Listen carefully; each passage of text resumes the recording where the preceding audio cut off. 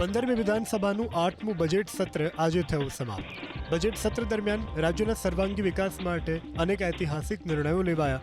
Budget સત્રના 23મા દિવસના સમયગાળામાં કુલ 27 બેઠકો મળી, જેમાં પ્રશ્નોત્તરી કાળમાં કુલ 237 તારાંકિત પ્રશ્નોની ગૃહમાં મુક્ત મને ચર્ચા કરી નાગરિકોની સમસ્યાને પ્રાધાન્ય આપવામાં આવ્યું. સીએમ ભૂપેન્દ્રભાઈ પટેલના માર્ગદર્શન હેઠળ નાણામંત્રી કનુ દેસાઈએ 18 ફેબ્રુઆરીએ રાજ્યનું 4,08,053 કરોડનું વિક્રમી અંદાજપત્ર રજૂ કર્યું, જે અંદાજપત્ર સામાજિક સુરક્ષા, માનવ સંસાન, આંતરમાળખાકીય સુવિધાઓ, આર્થિક પ્રવૃત્તિઓ અને ગ્રીન ગ્રોથ જેવા 5 મુખ્ય સ્તંભો પર આધારિત છે.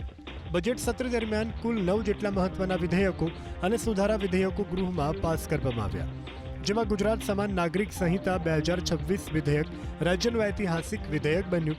આ ઉપરાંત ગુજરાત અશાંત વિસ્તારો સુધારા વિધેયક, ગુજરાત આતંકવાદ સંગઠિત ગુના નિયંત્રણ સુધારા વિધેયક, ગુજરાત ચિકિત્સા સંસ્થાઓ રજિસ્ટ્રેશન અને નિયમન સુધારા વિધેયક, ગુજરાત શૈક્ષણિક સંસ્થા સેવા ટ્રિબ્યુનલ સુધારા વિધેયક, ગુજરાત દુકાન અને સંસ્થા સુધારા વિધેયક, સૌરાષ્ટ્ર ઘર ખેડ ગણોત વહીવટ પતાવટ અને ખેતીની જમીન વિધેયક ગૃહમાં પસાર કરવામાં આવ્યા.